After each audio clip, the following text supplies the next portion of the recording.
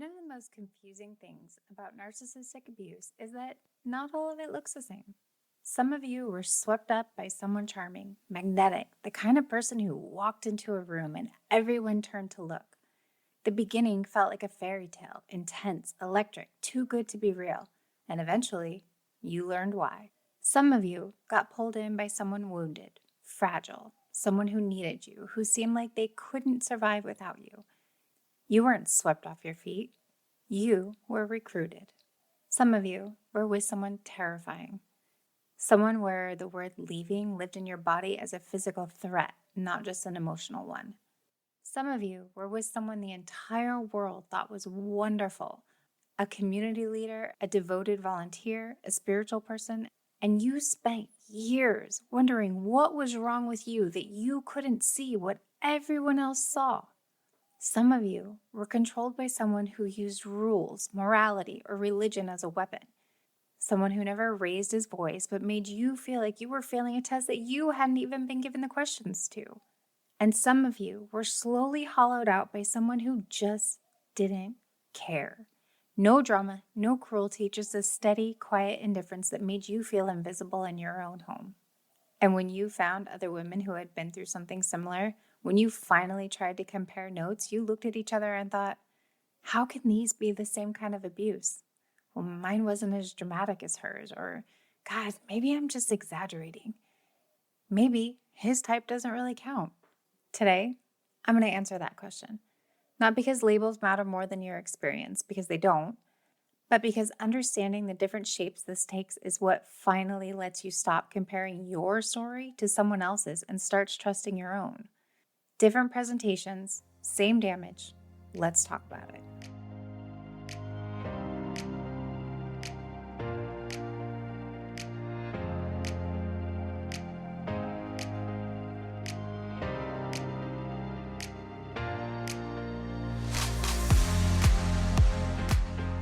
Hi, I'm Lisa, and this is the Pattern Breakers Collective, the podcast for women who are done sleepwalking through relationships that were never designed for them to thrive in. Week after week, we dig into the psychology of why we get stuck, why we stay, and most importantly, how we break free. A quick note before we go anywhere, because it always matters. When I talk about these dynamics, I'll often use the pronoun he for the person causing harm. That comes from the patterns I worked in for years and lived through, but abuse is not gendered. Anyone can cause harm and anyone can be harmed. If your experience looks different from the framing I use, you are still welcome here and this is still for you. Now, let me be very clear about something before we dive in because I think it's important. This episode is not about diagnosing your partner or ex from the internet. I am not going to hand you a checklist and say, if he checks 7 of these boxes, congratulations, you are with a narcissist. That is not what this is. What this is psychoeducation. It is about helping you understand the patterns that left you confused, depleted, self-doubting, and disconnected from your own reality. Because one of the biggest barriers to healing that I see over and over again is this. Women compare their story to someone else's and decide theirs doesn't count. One woman describes love bombing and public humiliation.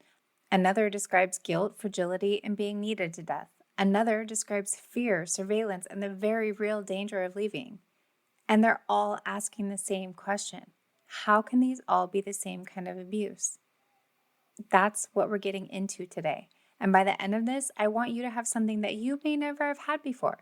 A clear picture of what your specific experience was, why it felt the way it did, and why all of it counts, every single version of it. Let me start with why this conversation is so necessary.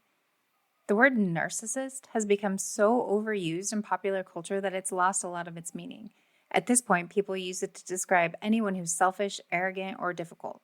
And while I understand why, because finally having a word for something that hurt you is powerful, the casualness with which we throw around the term has created a new problem. Women who were with someone charming and charismatic easily recognize themselves in cultural narrative. The love bombing, the grand gestures, the infidelity, the public adoration.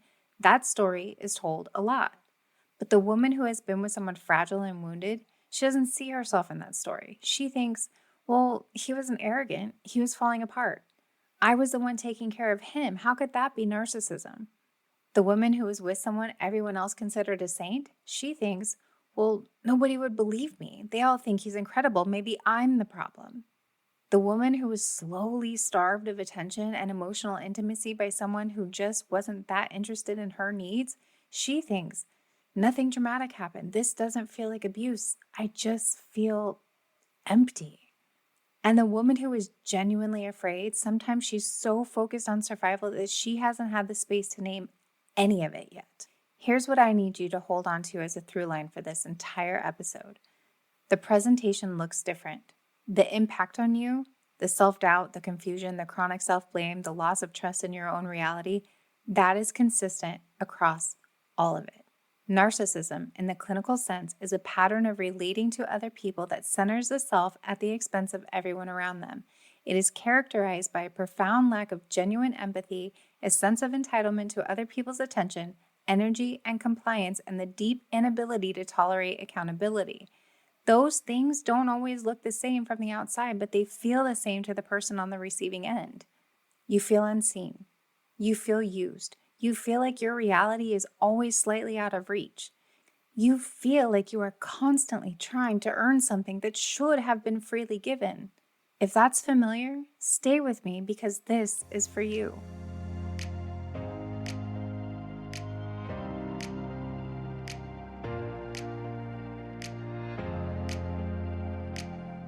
So first up, let's talk about the grandiose narcissist, the one who made you feel chosen. This is the one that gets talked about the most, and for good reason, because this presentation is often the most visibly confusing, because the beginning is genuinely intoxicating. The grandiose narcissist is charming, magnetic, often externally successful. He walks into a room and commands it. He is the person everyone wants to be near, and for a period of time, he decided he wanted to be near you. And that feeling of being chosen by someone like that, it is one of the most powerful feelings a person can experience. Psychologists call this early phase love bombing, and it is important to understand that it is not simply just being really romantic. Love bombing is a sustained, intensive campaign of attention, affection, and idealization designed, whether consciously or not, to create attachment and dependency before you've had time to see clearly. He makes you feel like the most important person in his world. He is intensely interested in you. He mirrors your values, your dreams, your sense of humor back to you in a way that feels electric, like finally being known. He moves fast. The relationship feels like a fairy tale because it has been engineered to feel that way. And then, gradually, it changes. The man who idolized you begins to devalue you. The attention that was once constant starts to disappear or becomes conditional. The person who made you feel chosen begins to make you feel like you can never quite measure up. He's contemptuous in small ways at first, a tone, a dismissal, an eye roll, and then in larger ones. Criticism becomes a constant undercurrent. And when you try to understand what happened, when you try to get back to how it was in the beginning, he knows exactly how to make you feel like the problem. This is the relationship where you spend years chasing an early version of him that no longer exists. And the tragedy is that that version may have never been fully real in the first place. Women in these relationships often describe an exhausting cycle. The relationship is painful. They try to leave or pull away. He turns the charm back on just enough and they stay. This is called the discard and hoover cycle, and it is one of the most destabilizing patterns in any relationship because it makes it nearly impossible to trust and read your own situation. Is he terrible? Is he wonderful? The answer keeps changing, and you just keep adjusting to keep up. The cognitive dissonance in these relationships is profound because you saw who he was in the beginning. You know that version of him existed. And so you keep trying to understand what you did to make it go away. When the truth is that the early version was always in service of getting something from you. Not because you weren't enough, because that was the plan. I want to say something to the women who were in these relationships because I know how much self-blame lives here. You didn't fall for a lie because you were naive. You fell for something that was specifically designed to be irresistible. That is not a failure of your intelligence or your instincts. That is what happens when someone deliberately exploits the most human parts of you, the desire to be loved, to be seen, to belong to something that feels extraordinary. You were targeted, and that is not the same as being foolish. Next up is the vulnerable narcissist, the one you felt sorry for. This is the one that most women don't recognize because he doesn't look like the cultural image of a narcissist at all. He doesn't stride into rooms. He doesn't command attention with confidence. He isn't charming or flashy or obviously entitled. He looks wounded. He looks like someone who has been badly hurt by the world, misunderstood, unlucky. Life has been unfair to him over and over again, and he has the evidence to prove it. The job that didn't work out, the family that never supported him, the friends who let him down, the exes who didn't understand him. And when he meets you, when he opens up and shares all of this, it can feel like extraordinary acts of vulnerability, like trust, like intimacy. What it actually is a hook. The relationship with a vulnerable narcissist is not built on love bombing, but on need. You become his rescuer, his therapist, his emotional support, his validator, his parent. The relationship is organized around his fragility, his moods, his grievances, his needs, which are endless and which are never quite met no matter how much of yourself you pour in. And because he is not obviously cruel, because he seems to genuinely suffer, it becomes very hard to name what is happening. It doesn't feel like abuse. It feels like failure, your failure to help someone who needs you. This is the kind of relationship where you don't feel swept off your feet. You feel recruited, and leaving it doesn't feel like freedom. It feels like abandonment. The guilt in these relationships is extraordinary because you can see his pain. You know he suffers. And so when you try to set a boundary, when you try to take up any space for your own needs, he collapses or rages or becomes pitiable in a way that immediately pulls you back in. Your needs feel selfish next to his. Your exhaustion feels like a character flaw. Your desire to leave feels like cruelty. Over time, the impact on you is specific and profound. Exhaustion so deep, it becomes an identity, a kind of flat, gray depletion that you can't quite explain. Resentment that you immediately feel guilty for leaving. The sense that you have spent yourself entirely on someone who does not see you. Not really, because his vision is turned entirely inward. I want to name something here that I think is really important. Women who were in these relationships often have the hardest time in recovery, not because the abuse was less severe, but because the social validation for their pain is the thinnest. Nobody looks at a wounded, fragile man and immediately says, that's abuse. They say he has issues, or he needs help, or have you tried couples therapy? And the woman walks away from those conversations feeling once again like she is the one who failed. Let me be very direct here. Exhausting someone into a state of emotional depletion, taking their care, their energy, their time, their empathy, and their patience without genuine reciprocity is a form of harm. It may not look like the harm we recognize, but it is harm, and your depletion is evidence of it. You were not the therapist who wasn't good enough. You were someone whose resources were being consumed by a person who did not know how to love you back. That is the truth of it. Next up is the malignant narcissist, the one who is genuinely dangerous. Now, before I go into this, I want to say something directly to any woman who is in this dynamic right now. Please listen carefully, and please, at the end of this section, hold on to the resources I'm going to share with you. The malignant narcissist presentation is categorically different from the others we are discussing today, not in the underlying pattern, but in the level of danger it carries.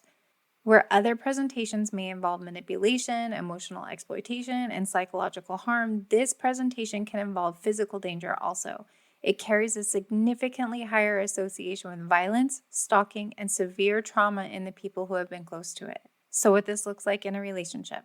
Control that is not subtle, surveillance of your phone, your location, your movements, isolation from your family and friends, systematically over time until you look up one day and realize that there is no one left outside of the relationship. intense jealousy that is framed as love, financial control used as a leash, fear-based compliance, meaning you do what he wants not because you want to, but because you have learned that not doing so has consequences. This is coercive control. We've covered it in depth in a previous episode, and I want to name it again here clearly. Coercive control is recognized internationally as a form of domestic abuse. In several countries, it is a criminal offense. It causes severe and lasting psychological harm, including PTSD, hypervigilance, and a distorted sense of reality from prolonged exposure to fear and control.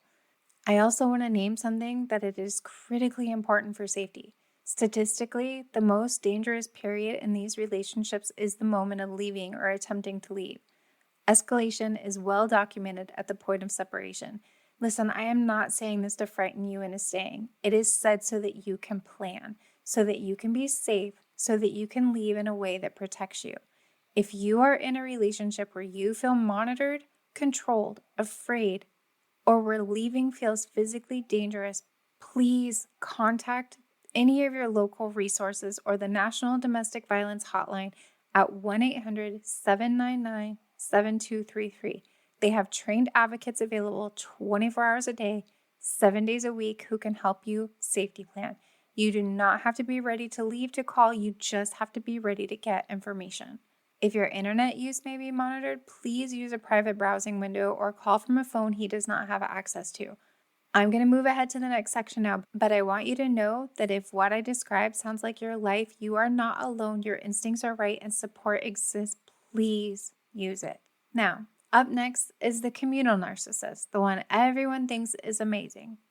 I want you to take a breath before we go into this one, because if this is your story, you have been carrying something extremely heavy and probably very alone. The communal narcissist is the one who does not seek admiration through power, wealth, or charm in the traditional sense. He seeks it through goodness, through being the person everyone sees as giving, caring, and selfless. He volunteers, he mentors, he leads community initiatives. He's at the center of the PTA or the church board or the neighborhood association or the charity committee. People speak of him with warmth. They point to him as an example of what a good man looks like. He may even describe himself in the language of service. Oh, I just want to help people. Family means everything to me. My faith guides everything I do. And at home, behind the door that only you can see behind, he is dismissive, manipulative, emotionally withholding, and cruel in the quiet, particular ways that leave no marks and no witnesses. The disconnect between his public self and his private self is the central feature of this presentation, and it creates a form of isolation that is almost uniquely devastating. Because who do you tell? The friends who adore him, the family who thinks you're so lucky, the community that has built their image of a good man around him? You have already seen what happens when you try to hint at the truth, the skepticism, the gentle suggestion that maybe you're being unfair, reading things wrong, or not seeing all of his good qualities. Sometimes the hardest person to leave is the one the whole world thinks is wonderful, because you don't just lose him, you lose the narrative, and everyone around you reinforces his version of the story. What happens to women in these relationships over time is a specific kind of cognitive relapse, because your direct experience, the coldness, the dismissal, the contempt behind closed doors, is constantly contradicted by the social reality around you. You begin to wonder if you're the unreasonable one, if the woman who gets the community leader's warmth and generosity is the real version of the relationship, and the woman who sits across from his contempt at the dinner table is somehow imagining things. You are not imagining things. You are living with someone who has divided himself, who performs care publicly because it feeds something in him, and who drops the performance at home because he doesn't need to maintain it with you anymore. You are the person behind the curtain, and what you see is real. I have sat with women who are married to men like this, beloved by everyone, but genuinely harmful at home. And the most consistent thing I hear is this: I feel crazy. I feel like I am the only person who sees this, and I am starting to wonder if they're right and I'm wrong. You are not wrong. The gap between who he is in public and who he is at home is the abuse. That gap is the evidence. Next up is the self-righteous narcissist, the one who used morality, rules, or religion as control. This is the one that can be the most difficult to identify early, because on the surface, he looks like something a lot of women were raised to value. He is disciplined. He has strong values. He is consistent, principled, reliable in his routines. He may be deeply religious or ideologically committed to a particular worldview, or simply someone who presents as morally serious in a way that initially reads as stability. And stability, after a life of chaos or inconsistency or relationships that felt frightening, can feel exactly like what you've been looking for. He seems safe. He seems solid. He knows what he believes. What reveals itself over time is that his morality is not about genuine ethical care. It's about control. His rules are not principles that apply to everyone. They apply to you. His standards are not held with humility. They are enforced with contempt when you fall short of them. His worldview is not a framework for living a good life together. It's a system that places him at the top and everyone else in service of his order. In religious contexts, this can look like invoking scripture to demand submission, framing your autonomy as spiritual failure, using faith language, a good wife, proper order in the home, what God requires, to override your needs, your boundaries, your right to disagree. Outside of religious context, it can look like relentless correctness. He is always right. You are always slightly failing, and the gap between his standards and your performance is never acknowledged as his problem. Disagreement is not tolerated. Your perspective is not a perspective. It is an error to be corrected. This is not leadership. It is domination dressed up as morality. And one of the most insidious things about this is that it makes your resistance feel like a character flaw. Like the problem is that you are not good enough, not disciplined enough, not faithful enough, rather than that his standard is a weapon. Women in these relationships often describe a particular kind of anxiety, a chronic, low-grade vigilance around whether or not they're performing correctly, whether they said the right thing, responded the right way, met the expectation they didn't know existed until they failed it. They walk on eggshells, not around explosive anger, but around judgment, around disapproval, around the cold, punishing silence that follows when they have not met his standard. And the harm here runs particularly deep because it often attacks the identity at the level of worth. You're not just told that you did something wrong, you are made to feel that you are fundamentally insufficient as a person, a partner, a woman, a believer. That shame doesn't wash off easily. I want to say something that I think needs to be said very clearly to anyone who has been in this dynamic. No genuine faith tradition, no authentic spiritual framework requires you to abandon your humanity to please another person. The use of God, scripture, tradition, or morality to control, shame, and diminish you is not faith. It is abuse wearing faith's clothing, and you are allowed to separate those two things. You are allowed to hold on to your spirituality while naming what was done to you in its name. Those are not contradictions. Last but not least is the neglectful narcissist, the one who just didn't care. This is the one that most women just don't bring to therapy, don't tell their friends about, don't name as abuse, sometimes ever, because nothing happened. That's the thing about this presentation. There was no love bombing, no explosive anger, no cruelty that you can point to, no dramatic incident that you can use a before and after. There was just not enough. Not enough attention, not enough interest, not enough of him meeting you, your feelings, your needs, your thoughts, your inner life with any genuine curiosity or care. He was there physically in the home, but he was not present, not for you. He noticed you when he needed something.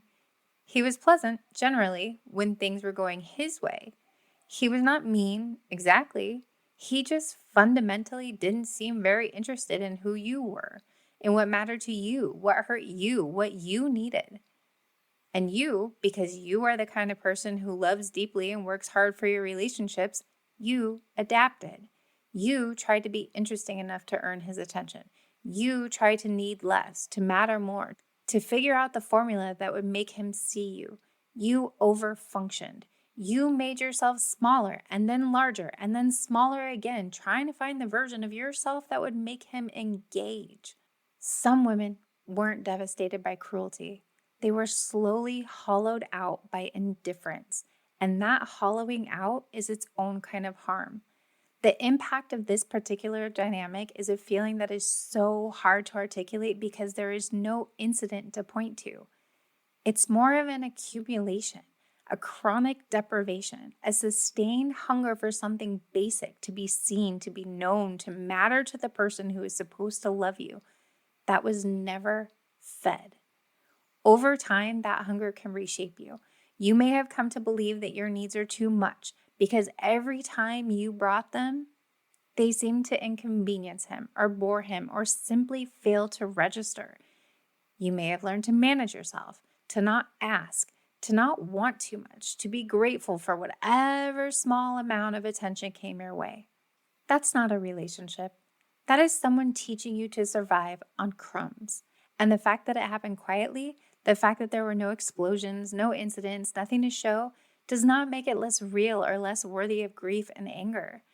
I have a particular softness for women who come from these relationships because they often arrive at healing without permission to be there. They say things like, he never hit me, he never cheated, he wasn't outright cruel. And they're right, none of those things happened, but they were still starved. And starvation that happens slowly and quietly is still starvation. You are allowed to grieve what you never had. You are allowed to be angry about years spent chasing the attention of someone who is never going to fully give it. You are allowed to name the relationship for what it was, emotionally insufficient and damaging, even if you can't point to a single scene that proves it. Your feeling of emptiness is the evidence.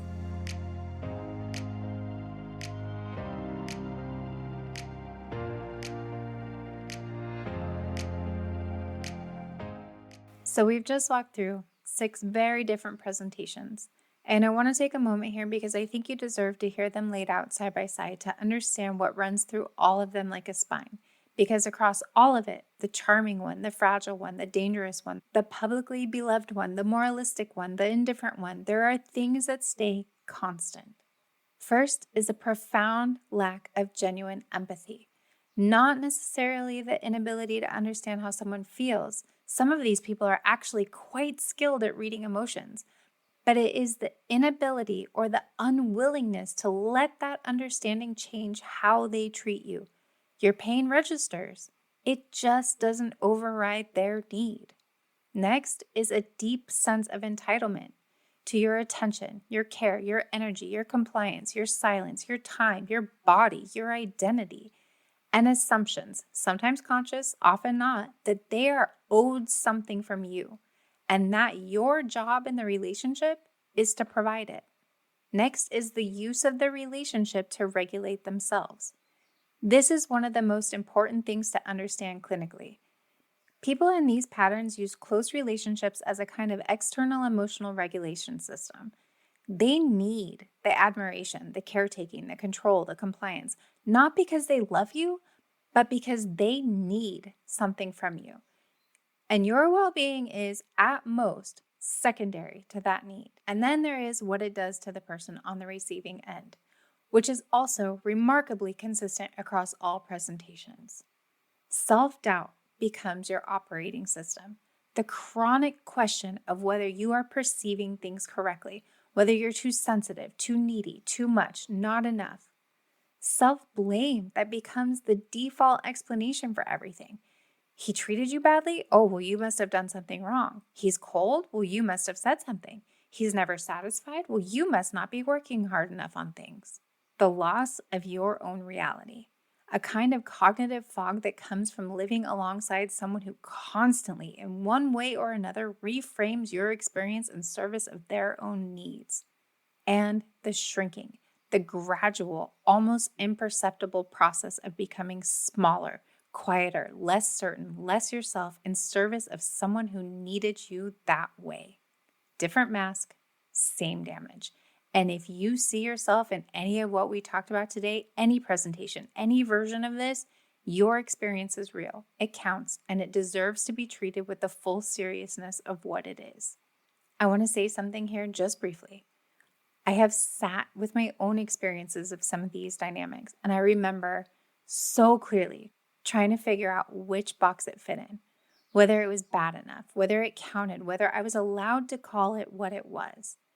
And the thing I wish someone had told me, the thing I want to tell you right now is that the question of whether it fits a label is not the question that matters. The question that matters is, what is this doing to me? Who am I becoming inside of this? Is this person making me more myself or less? That is the only diagnosis that you need.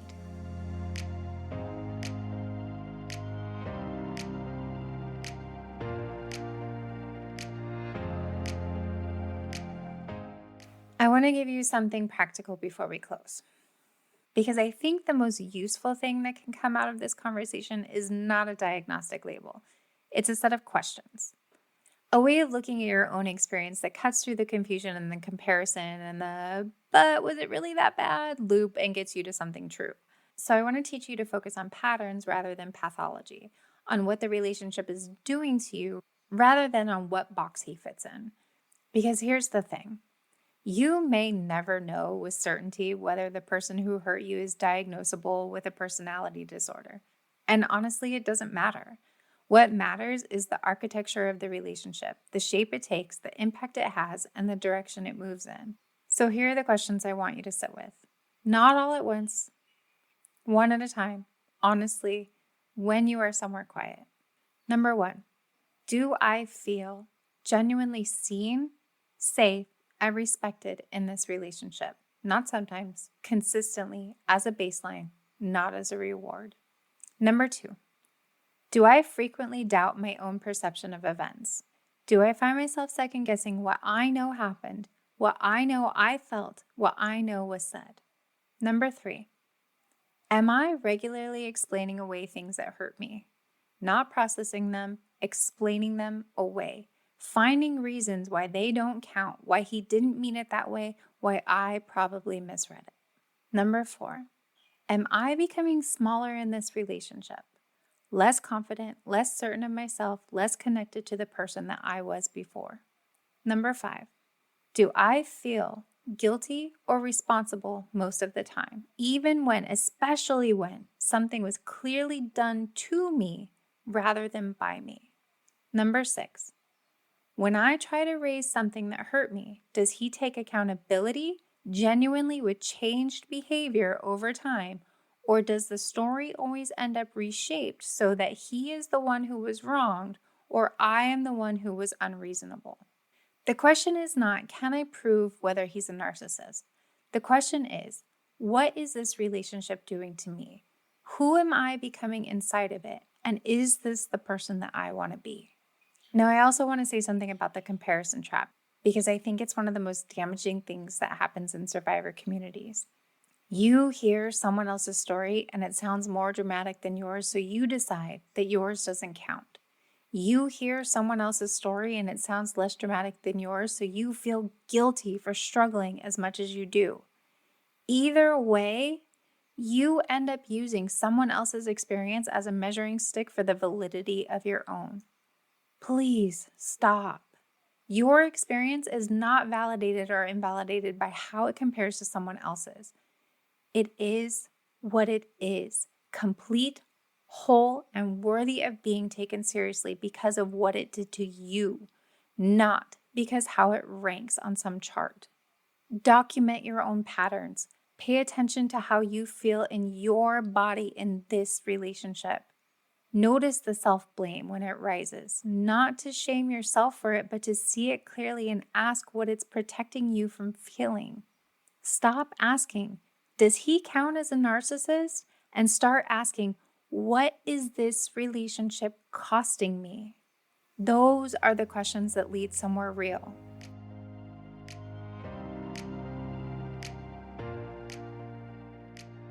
I want to close this in 2 parts because I think you deserve both of them. The first part is anger. I want you to feel something on behalf of every version of yourself that existed in that relationship. The version that was love bombed and then discarded. The version that poured herself into someone who couldn't be filled. The version who was surveilled and controlled and afraid. The version who smiled at his public image while dying a little inside. The version who tried and tried to meet a standard that was designed to be unachievable. The version who sat in her own home and felt completely, achingly alone. Those women deserved better. Every single one of them.